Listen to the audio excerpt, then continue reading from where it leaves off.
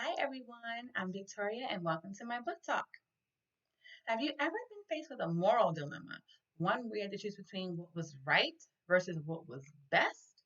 Well, in our realistic fiction novel called Shiloh, which is written by Phyllis Reynolds Naylor, that's exactly what our main character Marty has to do. In our story, Marty is walking in his hills behind his home and he comes across a small little beagle just like this, little frail, little scared, little timid.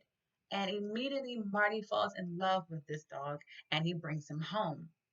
Problem is, he can't keep him at his house. And what's even worse is this dog belongs to a guy named Judd Travers. Now, be honest, Judd Travers, not a nice guy. In fact, he is the opposite of friendly in their town of Friendly, West Virginia.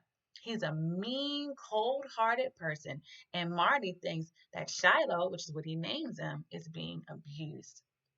So, Marty and his dad take Shiloh back to Mr. Judd Travers' home, even though he doesn't want to, but he has to. So, when he gets to his house, his worst fears have been realized, and yes, the dog is being abused. He is terrified to go back to his owner, but what can Marty do? So, he gives him back and he goes home sad and afraid for Shiloh. But a couple of days later, Shiloh shows up at his home again, but this time Marty keeps him a secret and doesn't tell anybody that he has this dog. No one knows where the dog is, and Judd is on the hunt trying to find him. Now, according to the back of our book here, let's see what it says. What is the right thing to do when a dog is being abused and belongs to someone else? What about when that someone else owns a gun?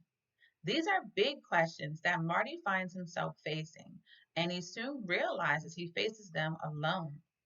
But when he puts his courage to the test, he discovers that it is not always easy to separate right from wrong, and that sometimes all you can do is try to save the ones you love. So in this story, we have to figure out what Marty is going to do. Is he going to return Shiloh back to his abusive owner? Or is he going to do what he thinks is best for the dog by following his heart? You got to read it to find out. And the best part about this book is that it's in a series. Our author, Phyllis Reynolds Naylor, actually made three more stories to go along about Shiloh. One is called Shiloh Season, next is called Saving Shiloh, and the last is a Shiloh Christmas. So when you finish reading this book, you can go on to the other two to find out about more adventures about Shiloh and possibly Marty. If you read this book, you can comment below and let me know what you think about it. And if you haven't, I really encourage you to go to your local bookstore or go on Amazon.com and use your Prime membership and go ahead and buy this book. You'll have it by this weekend and you'll finish it by Sunday. I really think you'll love this book. So I will talk to you guys soon. Bye. Bye.